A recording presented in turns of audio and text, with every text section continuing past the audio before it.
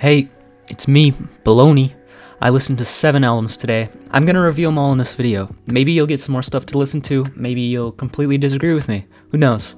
There's timestamps in the description so you can skip parts if you don't care. Also important to note that absolutely none of these albums are related to each other. I just put some random ones on. It's kind of funny how different they are actually. Boy, I need a Kleenex, how I got this far. Boy, I can't believe it that I got this car. I started my day with some Tyler because it just felt right.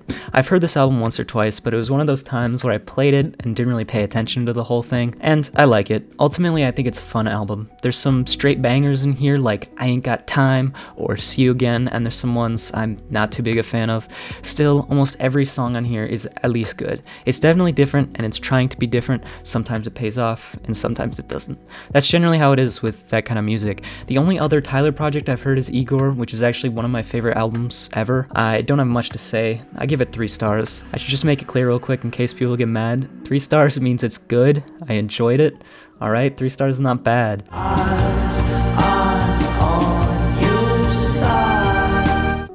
Yeah, I guess I was feeling dream pop after Tyler. I don't really remember why. If you don't know Depression Cherry, you probably know the song Space Song, and if you like that one, it's basically every song made by Beach House, so for sure check them out. I listened to their other big album, Bloom, and I thought it was good. My main issue with this album, and everything I've heard from Beach House, is that it all sounds the same and kind of blends together. They have a specific style and they don't really branch out from it. Still, they've perfected this style, and it makes Bloom and Depression Cherry good-ass albums. 5 out of 5 vibes. There's very little albums I've heard that are better for vibing. Just put Depression Cherry on and close your eyes. It's a great experience, but it doesn't attempt to do anything more. It's hard to find differences in any of the songs, I guess. Still, it achieves what it set out to do. 3 stars.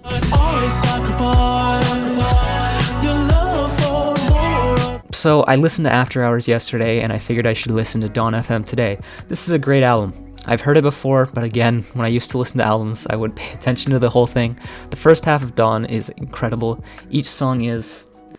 I just put synonym for great here. It's good. I prefer the Take My Breath single version to the one on the album, as it's more concise, but other than that, oh my god, I love these tracks. In terms of the lyrics and style, they represent a maturity for The Weeknd. Throughout previous projects, he's portrayed this character who's hedonistic and acts like he doesn't care about anything, when really, he's weak. End. I'm so dumb. Dawn is an evolution of this character, a point of self-awareness. This is also seen in After Hours, but less so. The second half is the part of this album I'm not a huge fan of. The music isn't as catchy, so I was actually ready to give this album a 3 until I fully listened and focused my perspective on the big picture. The second half of the album is more towards progressing the narrative of the LP, and as a narrative, I do think it's truly special. I also love the idea of this cursed radio station. It might be cringe and cheesy to some, but every single song feels like a continuation of the style, like a creepypasta radio or something. I don't know. Overall, most of the songs are really good, and I love the atmosphere and narrative. And what it means for The Weeknd. 4 stars. Another friend, Ellen, highly recommended this, and when people tell me, yo, this is my favorite album of all time, I kind of feel like I have like a gun to my head saying, you better like this. But I'm gonna give my honest opinion anyways. It's, remarkable. It's a singer-songwriter LP, but it's got elements from a ton of other genres. I've never really had experience with whatever singer-songwriter music is. If you don't remember Hozier, he's the Take Me to Church guy. I actually don't really care for that song too much, so I never gave this long-haired Irish guy a chance, but I think that Wasteland Baby does whatever Hozier does really well. For me, the most notable aspect of the album is its production. It's so good. It's grand. It feels important and lush. I mean, epic. They have like a church choir for some of them. They're using a bunch of instruments and it's all put together so well. Then there's Hozier's voice, which fits perfectly with the instrumentals. Everything just fits. But I do have some complaints. Hozier as a songwriter is a bit melodramatic. While I do think that the music sounds monumental, I think Hozier is a bit too aware of this at times, and it makes it feel like, I don't know, pretentious or something.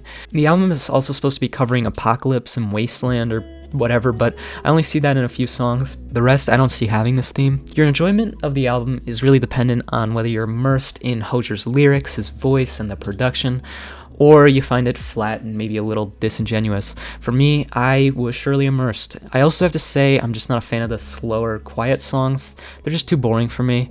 There's a few of these simple, slow songs on Wasteland that I don't really care for. I had to listen to this album again because I was mixed and I want to fully figure out my opinion, and I think it's elegant. The good songs are really good. It just depends on how you interpret it as a listener. 4 stars. Business oriented, egos never dented, always. Well, guys, it had to happen at some point. Second episode, first 5 star. Let me explain. For those unaware, the Low End Theory is a 1990s jazz rap record made by a group called A Tribe Called Quest. I heard this album a bit ago and I was like, damn, this is fire. But after this, which is my 3rd or 4th listen, I'm ready to call it a masterpiece. When you separate rap into 2 parts, the beat and the vocals, you can see A Tribe Called Quest nails both. The beats are consistently groovy, interesting, fun, and unique. Most of it is samples from classic jazz, as far as I know. There's some other stuff in there too. There's a level of simplicity in the beats that makes it work so well. Jazz is obviously a really complex genre, but mostly it's just a few instruments that are being used at once on the Low End Theory, like bass and drums. It doesn't overwhelm the vocals ever, it just complements them, which brings me to the vocals. It's mainly done by Q-Tip, with Phife Dawg making a lot of contributions too, and some guests here and there. Q-Tip is a master of the flow. It's like he's actually infused with the instrumental, which does make sense because he literally produced a lot of it.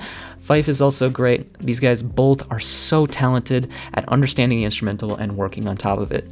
The lyrical content is also a highlight, especially for the time. They both tell stories, joke, and contemplate more complex topics. Q-Tip especially with that one. People call it socially conscious, which I think is pretty accurate. There's one song that I find a little questionable. You can listen to it for yourself. It's almost there on the topic, but maybe just a bit off. It's actually 30 years old now, so that's important to note. They're right about plenty of things looking back, which is pretty impressive. But with all its complexities and nuances, the Low End Theory remains an extremely fun album. I cannot believe it took me to my 3rd or 4th listen to grasp this entirely, but it is so fun to follow. If there's one word that describes this album, it's flow. The rappers flow, the beat flows, the songs flow from one to another. I love it. You should listen, even if you don't like rap. 5 stars. Okay, obligatory jazz LP of the day. This is another one that's considered the best of all time. That's often where I start with new genres, which kind of sucks because that means everything else you hear will be worse. But you still want to hear the best, you know? John Coltrane plays the sax on Miles Davis's Kind of Blue, and he's the lead on this one. He doesn't overwhelm it too much. He's a master of the saxophone in this album, it's clear, but he gives the other guys some room too. More so than a scene in Kind of Blue, I think. There's a bass solo that at first I was like, what the hell? And then I realized the importance of it. Balance. Much of jazz is focused on brass instruments, but bass, piano, and drums sound great too, and it requires a similar level of mastery. Coltrane does well with balance. He doesn't overpower it, though there's still a lot of amazing sax playing. I will be revisiting this one, but for now, 4 stars. I don't relate to you. This one I actually heard while editing the last video, so technically not today, but within 24 hours, so close enough. It's alright. I like that Billie evolved past her edgy ass, whatever that album is called. I love it, but she couldn't do it again. Again, I said before, I don't really like slow and quiet songs. There's a few of those on here, but there's some bangers on here too, for real. Happier Than Ever, the song, is such a great transition from one to another, and there's so many songs where you're like, damn, that's nice. It's not exceptional, it's just got some nice tracks. 3 stars. Okay, so yeah, that's the 7. A few things to say before I go. I noticed you dumbasses have a YouTube Shorts level attention span, so I made this video ADHD friendly in terms of editing. You're welcome. I hope even if you disagree with my opinions, you find the video entertaining. Again, none of these opinions or reviews are too thought out. They're just what I'm thinking at the time. If you're thinking that, bro, how could you listen to 7 different albums in a day and then review them and act like you took in everything about them? You're probably right. I'll come back to these records and my opinions likely will change. I still like putting my thoughts in a video. I also realize they're kind of basic. They're not too different from what everyone else says, but they're my opinion. I don't care. And you know what? I'm gonna keep listening to a lot of albums in a day. Doing this daily though is hard and it's time consuming. I definitely won't do this daily in the future. Plus, I got some other ideas for videos. So this series won't be too consistent, but there will be more. Good night.